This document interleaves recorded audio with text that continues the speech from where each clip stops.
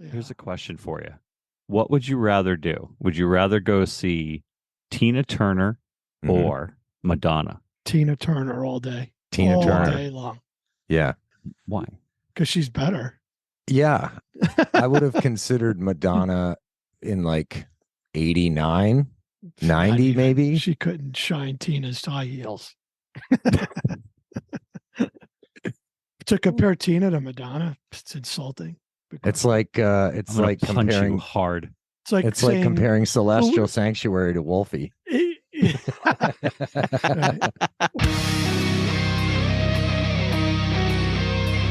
Hey everybody at Shit Talk Reviews. Thanks for coming by and hanging out with us a little bit. I am John. We have Derek and David. Oh, it's a good day. Why? Because it's Shit Talk Reviews Day. It's Friday. Yeah. Very somber feeling in the office today. It's weird. No, not for maybe for you. I had a couple beers at lunch. I got souped up for this. I'm ready. I got pumpkin from Southern Tier in my gullet, and I got my Slayer shirt. I'm pumped for Polar. I think yesterday a lot of people were turning. It was like a war in here yesterday. People were just turning on each other, and I think we're exhausted from yesterday. So everybody who came in today is just tired. Everybody's just worn out. I'm good. I just think nobody well, likes you weren't Dave. here on. You weren't here yesterday. You come on select days or when you want to. So I've earned that right. I do what I want. Keeps us leaves us wanting more, Dave. Yes. Yeah. It's the last time you have to be in the same room with me in this office, at least for 2 weeks. I think I'll be here one day over the next 2 weeks. Yeah, but we'll be spending an awful lot of time together next week. Yes.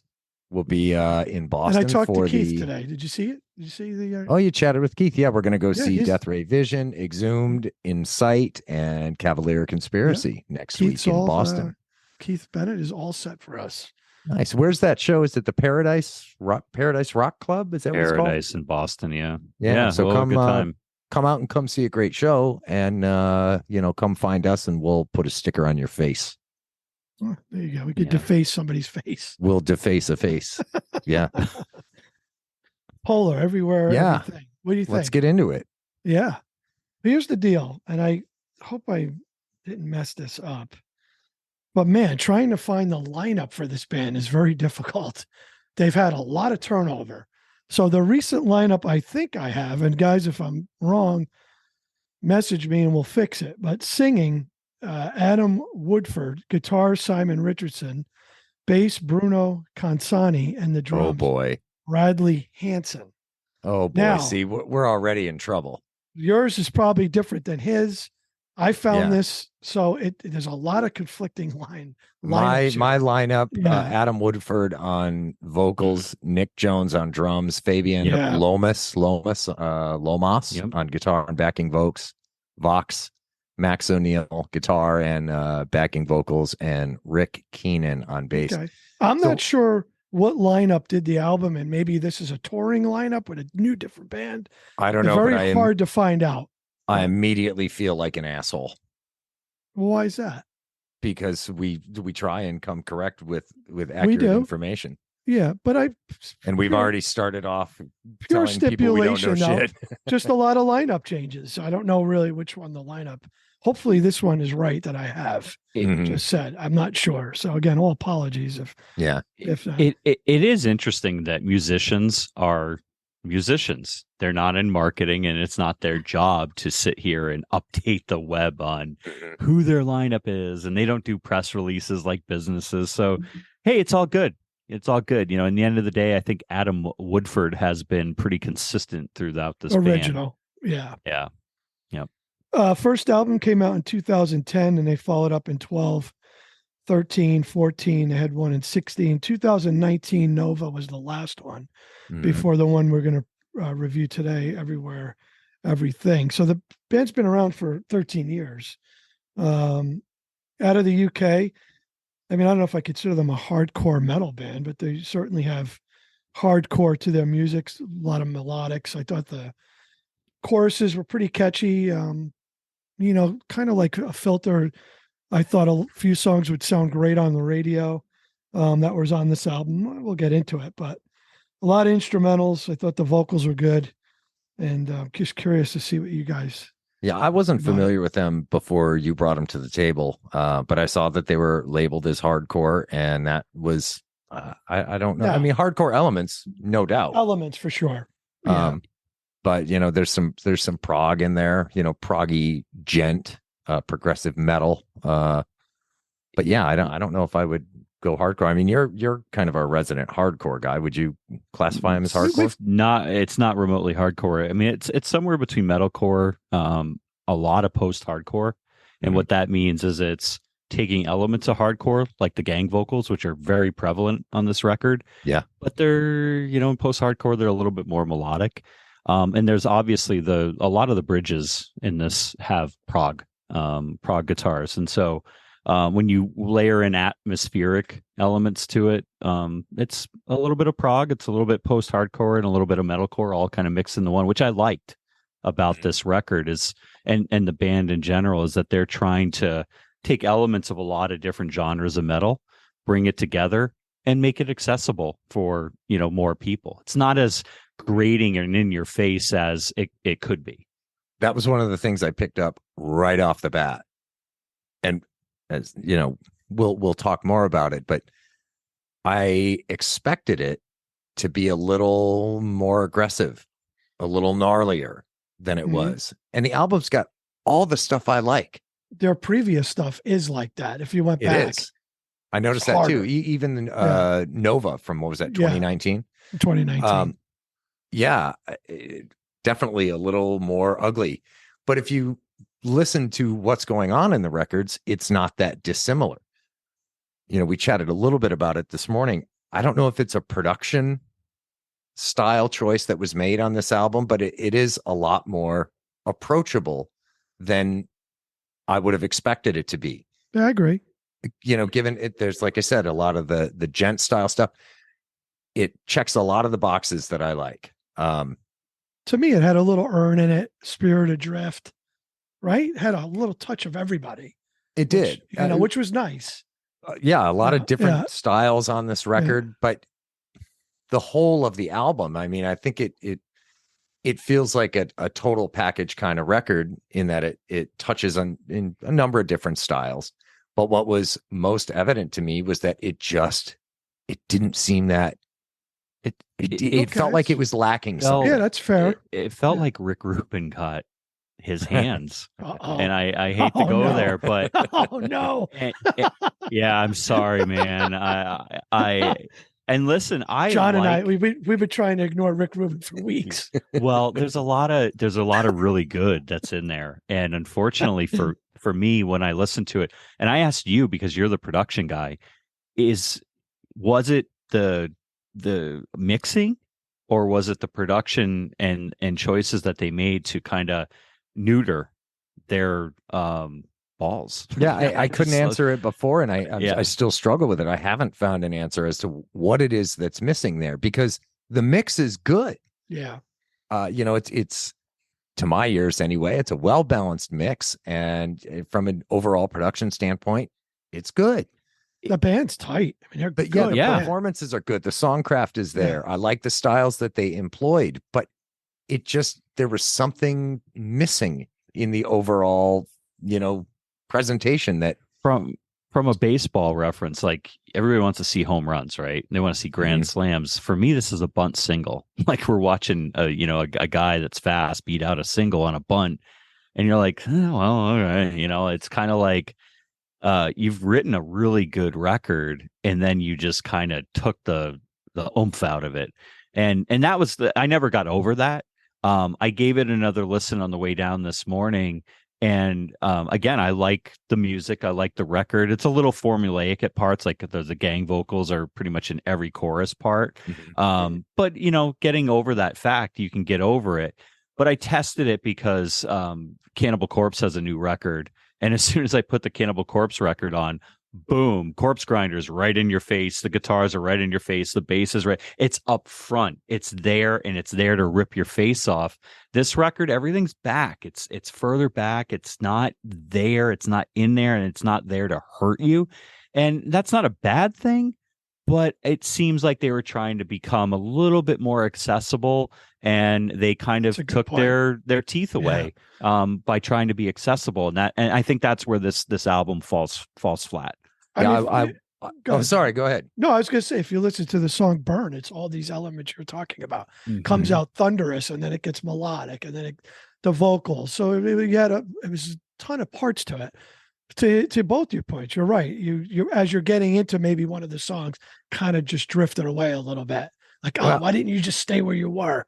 There's plenty of heavy on the record, and listening to their other stuff, their earlier albums, there's a ton of heavy on those too. And that's what's weird about the record to me is the performances are great, and it's not I don't want to discredit the band at all, because the performances are great. The songcraft is good. They write good material, but the overall package just feels lacking, and I can't put my finger on why.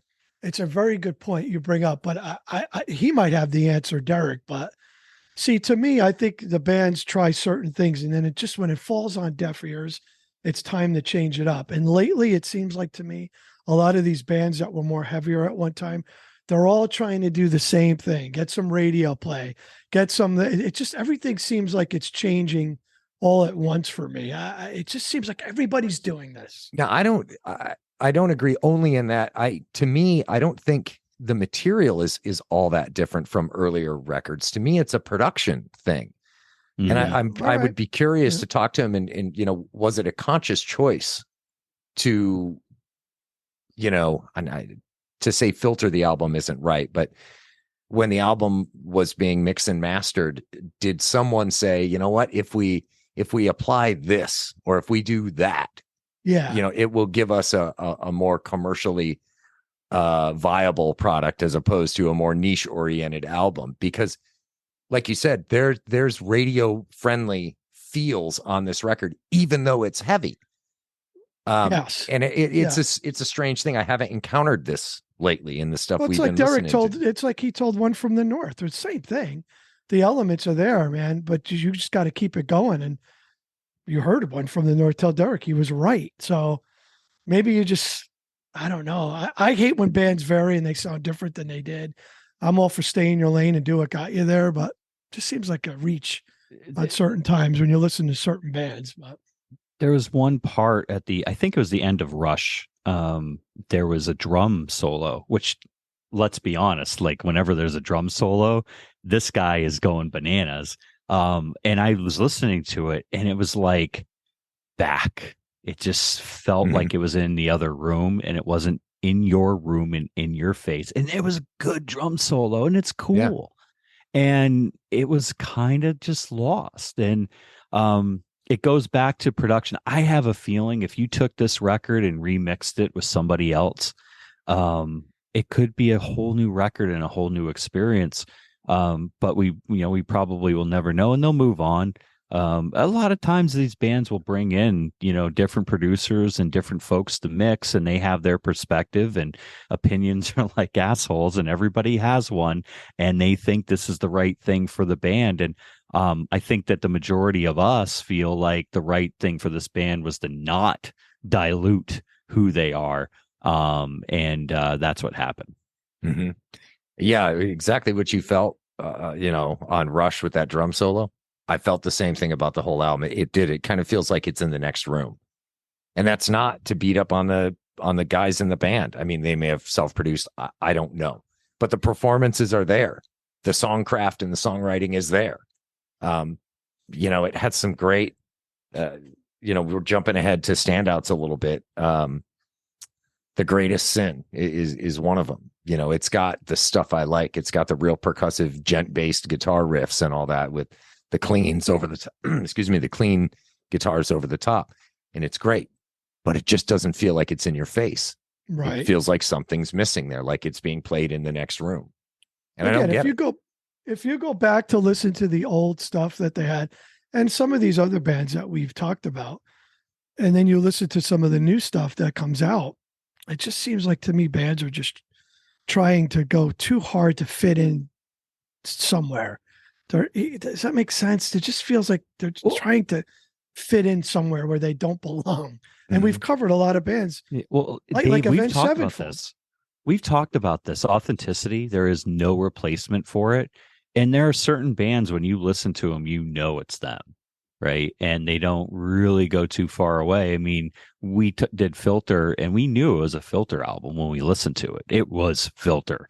The difference was the singing was aged. It was just, the sign of the times.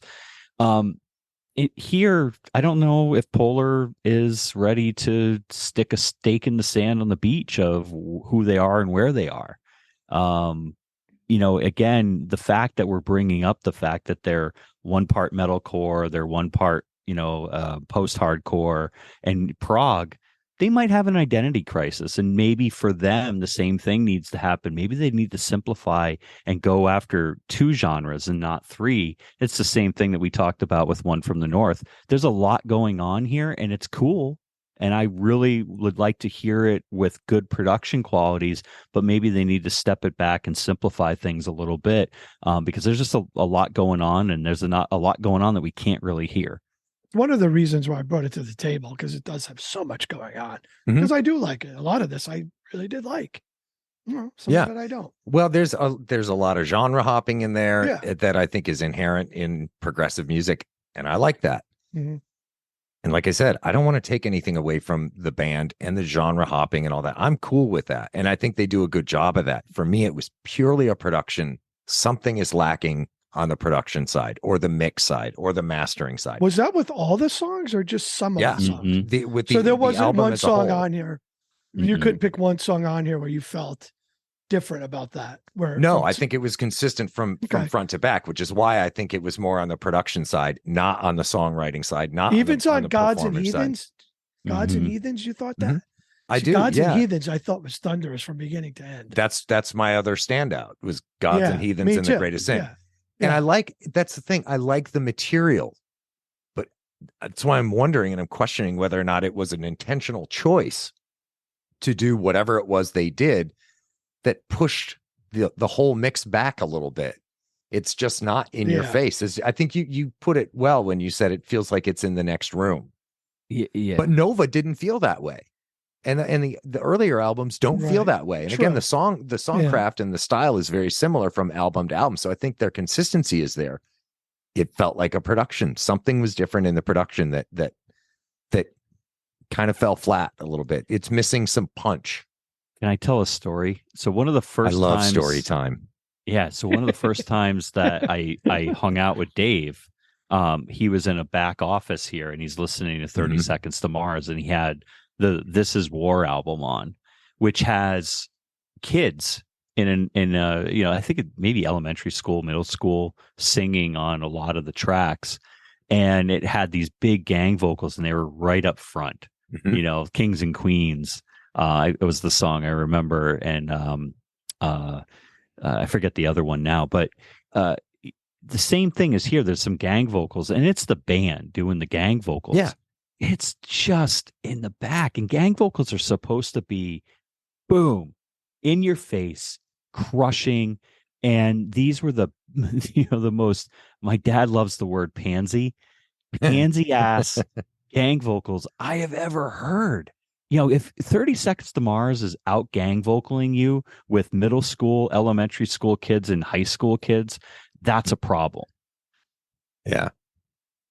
I don't know. And again, I don't want to beat up on the band here. They're I really band. don't. The band's good.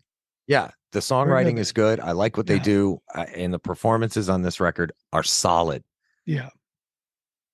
But I would like an answer. I don't know who to ask, because there's not a whole lot about this band online. What other standouts did you have? Those were the 2 big ones for me, Gods and Heathens and The Greatest Sin. But I like the whole record. I like the music. I like the performance. Yeah, me too. I feel the same way. What were your standouts? I liked Burn. I like Gods and Heathens. And I thought Dissolve Me was a great song. Yeah. What were yours, Derek? You got any?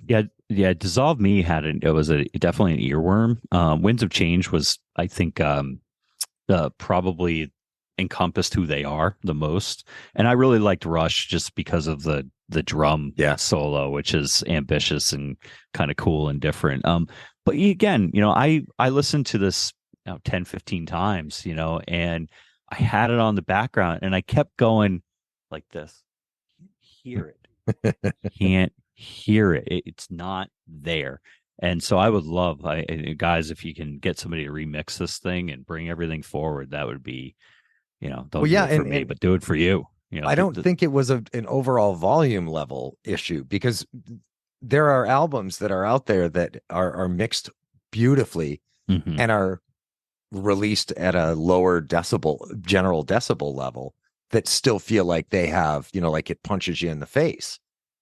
This has the content there, but it just feels like there's something missing. Maybe, it's an analog to digital conversion or something. Yeah. Even the tones were good on the guitars. The tones were badass. But they're like, where I know they're good. They sound familiar. They sound like they should be fitting into this music, but it's not. It's, we're going to do some muscles now. Do the pipes. Yeah. Do the pipes. Show them your pipes. Show them the pipes. Yeah. Where are the pipes? We need some muscle in that music. Show them the muscle. I liked it. I mean, I thought from beginning to end, it was an easy listen. I didn't have to, bounce around a lot. There was a few songs I didn't like, but Well, for the record, I agree. I like the record. I like their previous stuff. Mm-hmm.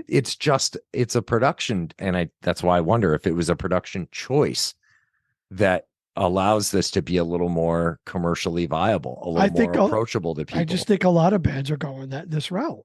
My wife is not a fan of very heavy stuff, which is fine, of course. She would probably like this. But my wife could probably listen to this and not be, right. My wife is physically pained by some of the stuff. I think Sarah would probably. She could listen to this. I'm sure Sarah can listen to this more than the stuff we listened to last week. And this is heavy. It's heavy music. No doubt. But it's a production thing that makes it more like Britney. She loves five. What's it called? Five Finger Death Punch. No, don't say it. I want to watch Dave work through this. What's the band? Five Finger I know Death who it Punch. is, and Derek knows who it is too. Five Finger Death Punch. Okay, you're there. Yeah, that's Britney. Loves that band. So when she listens to our podcast or anything we're reviewing, she always compares back to that. So and that's heavy at times. I mean, that's heavy. Oh, well, they're heavier than some. Heavier, sure. Yeah. I have to defend my wife. She actually likes Celestial Sanctuary. No, I don't believe she does like some metal. Yeah. Is that true? It is true. Yeah, really. I don't know about Celestial, but she does like some metal. Yeah, for sure. Yeah, she likes her metal. She likes her Riot Girl stuff. She loves her Nirvana. But yeah, she can go pretty heavy. I mean, she's gone to Amon Amarth with me. She's gone to Mudvayne with me, Rob Zombie. So she's seen some heavy stuff before. Yeah, she's good with it. Yeah. Right. She's jealous that I'm going to Pantera Metallica, next year for my 50th birthday. But she'll get I have two tickets, and my buddy up north bought them for me, so she'll get over it. She'll be fine. No, if he was truly your buddy, he would appreciate that you need to drop him off at the corner and take your wife. I'm just saying. A true friend, yes. A true friend would understand that. Yeah. Well, I'm caught between a rock and a hard place. I know if I was in that situation. Maybe I should have my wife go with my buddy. There you go. Yeah, and I'll be the altruistic one. She probably would prefer that anyway. Frankly, I bet he and her would too. So good singer there, Dave. Oh shit. Anyway, guys. Well, I'm glad you somewhat. I wanted to bring it to you because it's an interesting band. Very interesting. I will speak to this I will speak to this when we get to the scores. I like the band. I like the record, but there's just something missing. And I hate to keep repeating myself, but all right. But I do like the record, and I like their previous stuff. I like that they will take some real departures, like there's singular tracks on Nova, that just go super calm, like it's in more of an interlude. I think I just got the impression well, guys, we did 6 albums. We're still in the same spot we were 10 years or 13 years ago. Maybe it's time to mix it up a little bit. That's what I got out of it. See, I didn't catch that much of a departure between their prior albums. It's a departure. It is. I think Do you want to fight? Because I will fight you. They're a lot more to this band. I disagree. I think the performance, I think the style and everything is the same. I think it's a production choice that changes the feel of the album over the others. Yeah. I think they're at a crossroads of where they fit in. You know. That's fair. Are you gonna headbutt him? Because can I pay you to? Well, John and I would never do that to each other. It seems like we're equally at odds with one another on this topic. That's fine. So of course it's fine. Will you headbutt him? No, he won't do that. I will. Hard for the team. I will. Right here. Just headbutt him right in the this nose. Yeah, your forehead and his schnoz would be great. Thanks. But we got to get a photo of Dave and Keith from Death Ray next week, and I want the man looking good. Yeah, do you think thank you, Keith? John. Do you think Keith is gonna headbutt him when he spends time with him? Maybe Keith will headbutt him. Now that would be a photo. Just grab my head. Yeah. Just smash the shit out of your own face. You ready for this? No, Keith, I'm not. No, Mr. Bennett. Well, let's put numbers on this. Let's put numbers on it. Anybody want to go? I'll jump in.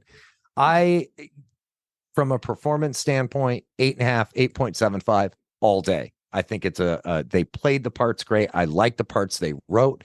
I like the content that they created. My issue lays with the production, and that's what brings my score down kind of significantly. I gotta land at like a 7.25, 7.5 on this. It's fair. Yeah. But again, I can't discredit the band because they wrote good material. It's just that it's that thing that's missing on the production side. So that's where I land. A soft 7.5. Yeah.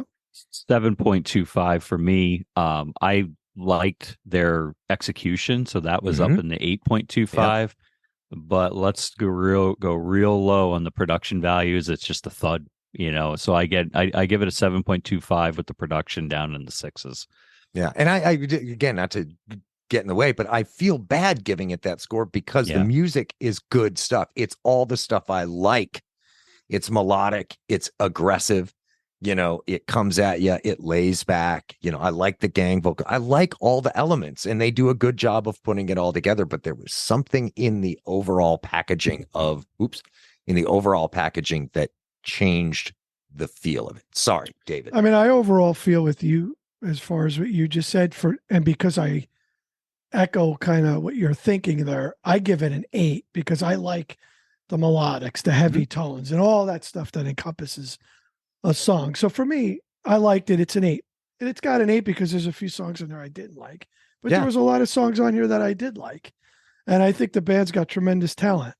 So it's an 8. I hope the band keeps doing what they're doing because I like the style. I like the flavor. I just wish the production had been a little differently, or the mastering, or whatever the fuck it was that didn't work for my ears. That's my only beef with the album. Unfortunately, it's a big one because it's the presentation of I don't album. know as much as that stuff as you two, but does that make it sound that much better, even though it's still the same music, the same melodic? It does to me, riffs? Yeah. It makes it that too. much. Okay, see, I don't know it like you guys do. Okay. All right. So tremendous talent. Talent. I think there's enough content out there to do a remix. Like maybe we need to bring in a hip hop artist to weave in with all of the tremendous talents that Dave has said over the course of all of our podcasts. Well, the man recognizes talent when he sees it, and it's often tremendous. I think it'd be hilarious. With that. There's definitely an opportunity to weave in. Here's what Derek does. Derek picks an album out that he loves and doesn't give a shit about if you and I like it. Where I come to the table every week with an album that maybe isn't particularly one of my favorites, but at least it's going to throw a curveball at you guys to see what you're into, what you like. You are altruistic. But I don't pick an album and for 4 days walk around the office and threaten people if they don't like it. Then they're I don't do that, John. You know what I mean? If you don't like it, you're going to die. I'm going to piss in your Cheerios. This is exactly why I picked this band. Shit in your car. This is the reaction I knew that was going to happen from you two. I'm going to shit in your car. Yeah. We don't really that often talk about why we pick the albums that we pick. I personally don't pick albums outside of Wolfgang. I'm not picking stuff that I am so like gung-ho about. I'm trying to pick stuff that's going to throw you guys off a little bit. That's how I do it. Perfect. I have picked out albums from bands that I have liked historically. Avenged Sevenfold was one. Like almost all their earlier stuff. I knew people would be interested in this. Yeah. Filter, again, a known quantity. People would listen to it. So I figured let's talk about it. Though there are a few albums that, like the one that we're going to talk about next week, which is I'm picking it, one, because I know there is a fan base for it, but two, I just love the band and I have a chance to, dive into it deep all week long and then talk about it with my boys. So, but I mean, you get Earn, Spirit Adrift, Death Ray Vision, the bands we've covered that I didn't know about. Fucking love these guys now. And I do love that about what we do here is the fact that I have learned about a lot of new bands this year as a result of another that. One. Yeah. No doubt. Yeah. To that end, next week, we are going to talk about Tesseract's new album, War of Being. I've been waiting. It's been a good couple of years since their last album, Sonder. I have a confession, sir. I've been cheating and I started to listen to it. Oh, I know you have. I've heard it walking past your desk. And I know Derek's listened to it, and I've listened to it too. I'm not going to say much. Well, it's fitting that you're picking War of Being because the next week Dave and I are traveling together and it's going to be War of That will be a war of beings. No, we are sitting on flights together. We have to share a hotel room together one night. My God. Ah, man, I'm going to piss in your Cheerios. I am going to shit in your tailpipe. Man, it's going to be brutal. And then when I say tailpipe, your car. I just to say, like, what are you talking about? I'm just going to annoy you to no end. And by the way, when I pick albums, I don't think about you, Dave, at all. And I don't think about John. That's I only pretty think evident. About what is inspiring me. Yeah. See, and John, I am not altruistic. I am the Eric Cartman of this group. Give it a wow. And you guys are the altruistic ones. All right. So we're clear on I won't argue that. Whatever. I won't argue.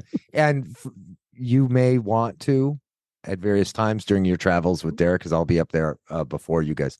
Yes. He may need you to hold his hand walking through the airport, things like that. No, I've traveled way more than this guy has easily. But I don't know if you have. I don't think he has traveled more. That's why I say there's no way he has.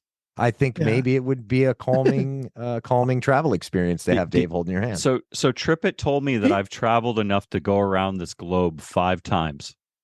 Yeah. Since 2017. You didn't put a kid through hockey. You don't know what travel's like.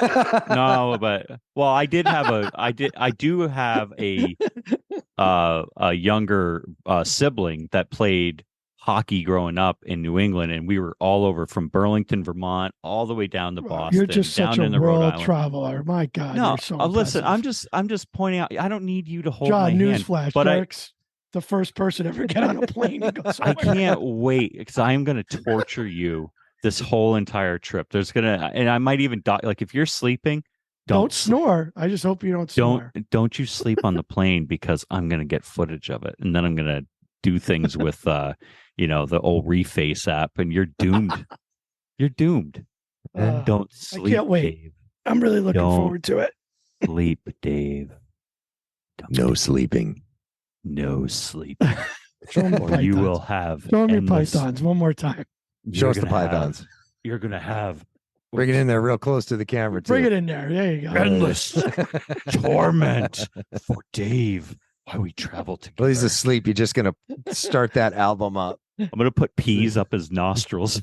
Just pack them filled. John, what he doesn't understand is I will get naked, literally hop in his bed, and we will spoon. And when he wakes up, I will be the first person he's looking at. That's almost sweet. That's almost sweet. Marginally disturbing, but borderline sweet. No spooning. Oh, we will talk about this at our week on the Tesseract. We will podcast. So, all right. Well, this is great. Yeah, good stuff. Good pick this week. Thank you, John. All right, you guys have a great weekend, and I will cautiously say I'm looking forward to traveling with you guys.